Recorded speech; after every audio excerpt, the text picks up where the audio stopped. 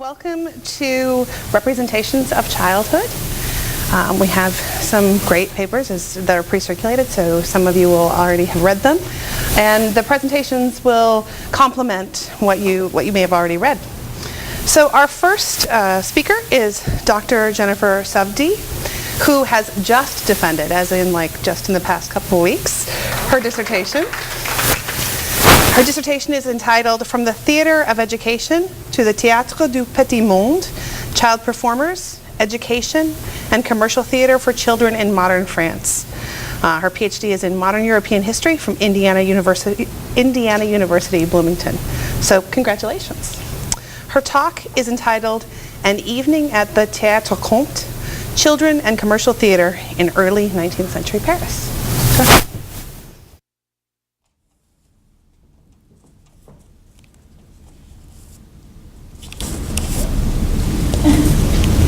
Good morning. Glad to see some of you got up early enough. An Evening at the Théâtre Comte, a full-page illustration of the theater spectators and performers, appeared in Le Journal Cordier on October 2nd, 1852.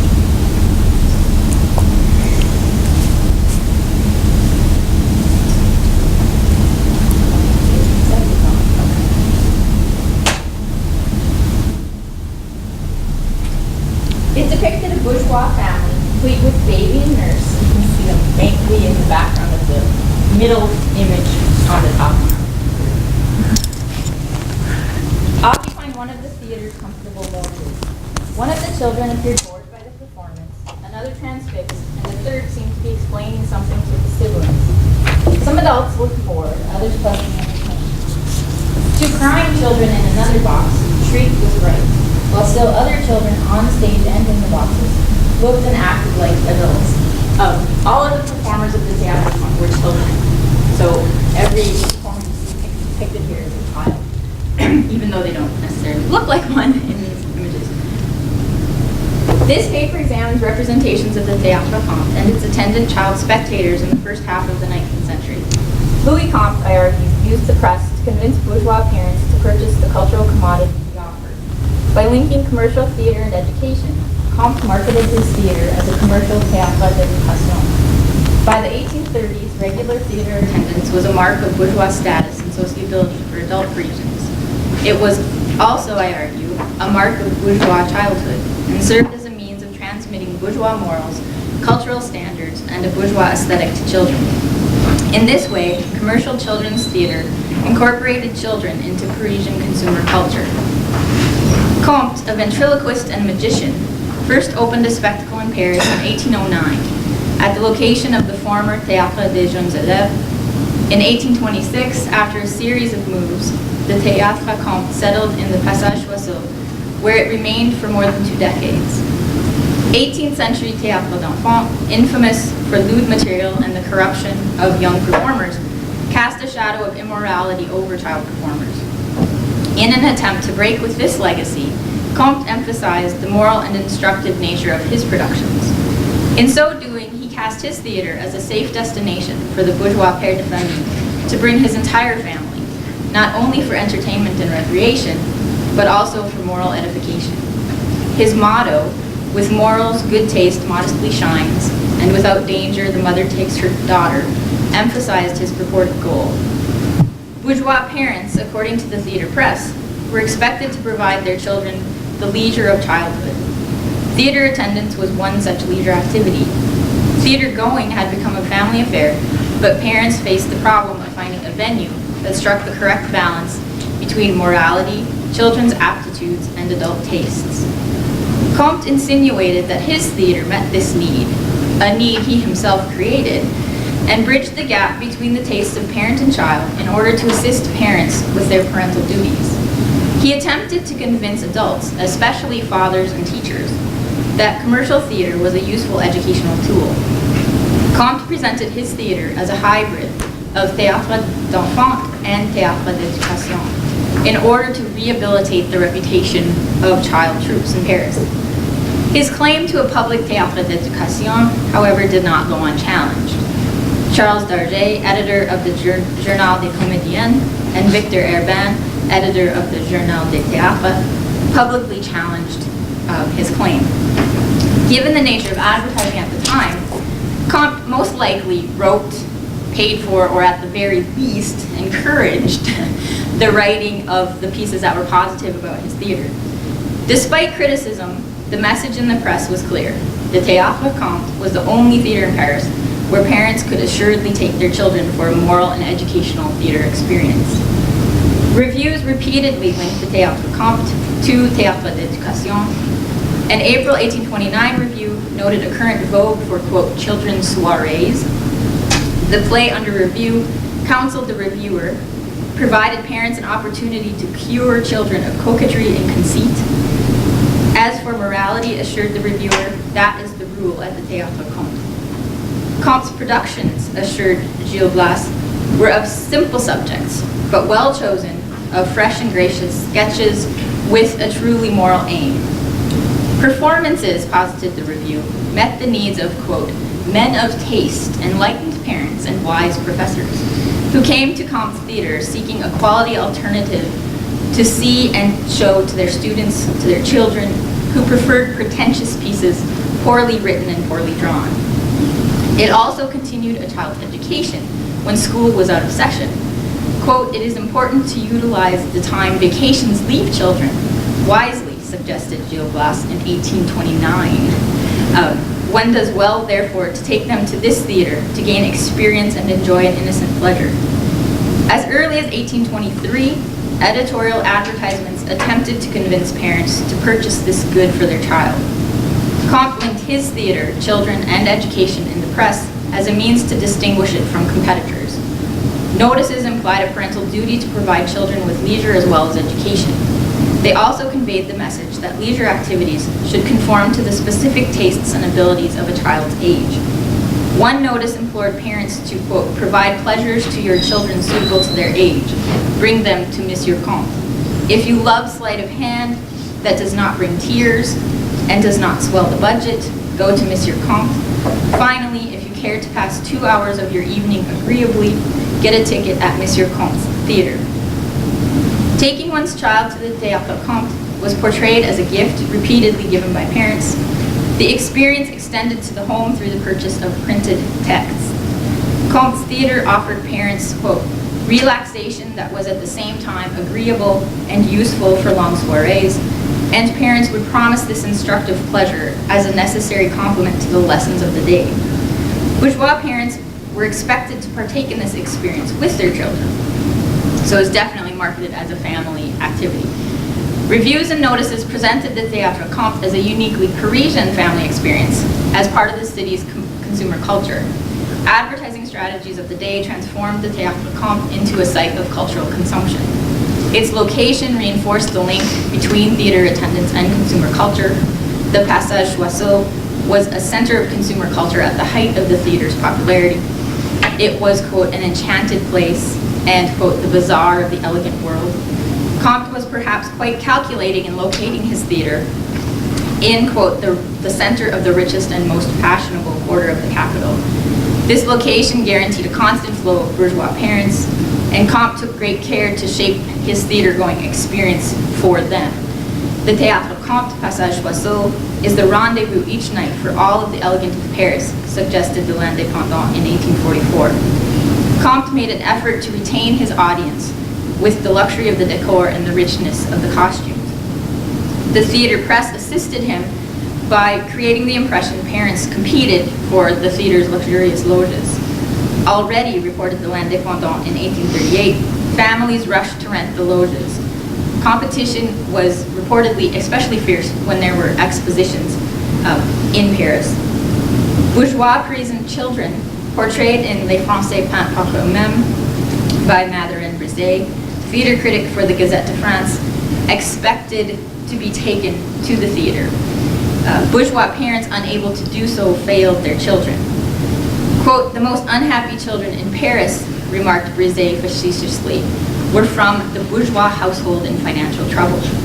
These children were not happy unless their material needs were met, and theater attendance was one of those needs. While Brisset's portrait was likely exaggerated, inclusion of Les Enfants à Paris in Les Français Peints par eux-mêmes suggested an increased presence of children in theater audiences and the public bourgeois child as a social type. Brizet, who seemed annoyed by the presence of children in what he considered an adult space, had not yet accepted this change. Parisian children could find amusement in the city's public gardens, one paper declared, but they were most amused at venues like the Théâtre Comte. Many children, noted Le Figaro in 1840, demanded the theater as a New Year's gift. And purchase of a theater ticket was a mark of a family's social status, much like the purchase of the latest children's fashion. Bourgeois children, especially girls, dressed up for going to the theater, and they were expected to behave properly and deport themselves like respectable adults while in attendance. Not only did the child attend the theater to see the performance, but being seen at the theater, just as for adults, reflected upon the parents' social status and parenting style. While Comte's message to parents was clear, evidence of how children actually responded to performances designed to appeal to their tastes and aptitudes is limited. Adult observers frequently reported that child spectators laughed and appeared happy during performances. One observer noted that the Gymnase Enfantin, Comte's competition, was, quote, a charming theater where they do not know the sifflet. Yet, as the illustrations here show, not all of the children enjoyed the experience. Poet Théodore de Banville recounted attending the Gymnase Enfantin and the Théâtre Comte in his memoirs. Banville attended the theaters while a student at a Parisian boarding school where he'd been sent by his parents while they went traveling the continent. He would have been going to these theaters in the 1830s. His recollections showed that children did not always respond the way that parents had expected them to. Spoken dialogue by more than 2 performers on stage at a time was forbidden. So the method was for the actors on stage, only one to speak, and if there were 2 people and there was dialogue, someone off stage would provide the second person's voice. He found this disconcerting and confusing to begin with, and surely other children must have felt the same way. Banville illustrated the potential conflict between a play's intention and a child's response by recounting a story from his childhood about a boy taken to see Le Petit Robinson, an adaptation of Robinson Crusoe, which was, quote, one of the comedies imagined to correct children. After seeing the play, the boy developed an intense interest in reading Robinson Crusoe and becoming a voyager. This was not the lesson his parents intended him to take away from that performance. Fearing that he would develop what they called a vicious nature, they abandoned him on an island outside of Paris to cure his wanderlust. After he couldn't find food and couldn't start a fire, he began to cry. And at that moment, his parents reappeared, believing that they had basically rid him of his desire to travel. To Banville, this seemed like an excessive lesson for the child. His recollections of this incident hinted at Jean-Jacques Rousseau's criticisms that public theater and moral tales could not teach morals. On the one hand, the conflicting generational understandings of Le Petit Robinson served as support for Rousseau's rejection of fables. But on the other hand, the parents seemed to be trying to carry out a Rousseauian experiment to get their child to uncover the moral lesson himself, which was an utter failure. So not only had the boy taken a different lesson away from the play than his parents intended, the young Banville saw the tale as a story of failed parenting, not as an errant child. Banville was also taken to the Théâtre Comte twice a year for 8 years as a child. He preferred the lowbrow performances of Le Grimacier, an old street performer, and he hated the Théâtre Comte and could not bear Comte's repeated speeches, quote, dotted with puns like the educational comedies that played in his theater. Banville expressed great displeasure with his offerings. Oh, how many of these comedies enfantines hurt my petite soul, already starved of what is beautiful, with their absurd fabrications and their numerous puns of a primitive simplicity like the warbling of a troop of geese. Of course, he's writing this as he's an adult. And so, granted, that has shaded his perspective, but still it seems certain from this that he did not experience the moral edification, happiness, and leisure that the theaters marketed to their customers. Theaters themselves marketed attendance as a family activity. He didn't go as part of a family, so that may have shaped his experience. Instead, he approached them as a child abandoned by his parents. essentially. The adult Banvie criticized Théâtre d'enfant also in his poem by that title. It portrayed them as contributors to the moral and physical decay of young performers. The enjoyment experienced by the parent and child seated comfortably in the audience, noted the poem, hid the unhappy reality of the child performer's experience. Poet Charles Bouzeville also addressed child performers in his 1839 collection, Les Petits Enfants. In his poems, he really presented the romantic view of childhood innocence, and his poems were statements against public performance by children. He presented a negative view of theaters like the Théâtre Comte and accused them of robbing child performers of their purity and innocence. One poem stated, "Why leave your robes of innocence already, children, to put on your dirty clothes?" He envisioned child performers as angels with white wings tarnished by the mire of the theater. In Les Spectacles de la Foire, Bouzeville reveled in the wonder and joy child spectators experienced, but he also pointed out that those children were experiencing that at the expense of the child performers and the harsh training that many of them experienced. Bouzeville's poems illustrated that 18th century charges of moral corruption against child troops still resonated in the 1830s and 1840s. The romantic view of childhood innocence amplified these charges of corruption. Moral corruption no longer only took the form of stealing a child performer's virginity. It now included stealing the performer's childhood. Bouzeville's poems also raised the issue of class exploitation. For him, the bourgeois child spectator's joy and pleasure resulted from the lower class child performer's exploitation. This was a new criticism that appeared more frequently in decades to come. Napoleon III's 7 January 1864 decree on the freedom of theaters legally prohibited child acting troupes, putting an end to the likes of the Théâtre Comte for the remainder of the 19th century. The Théâtre Comte was significant for the eventual development of commercial children's theater in the 20th century because Comte adapted the principle of théâtre d'éducation to commercial theater. When commercial theater re-emerged in Paris in the early 20th century, it was repeatedly referenced the Théâtre Comte.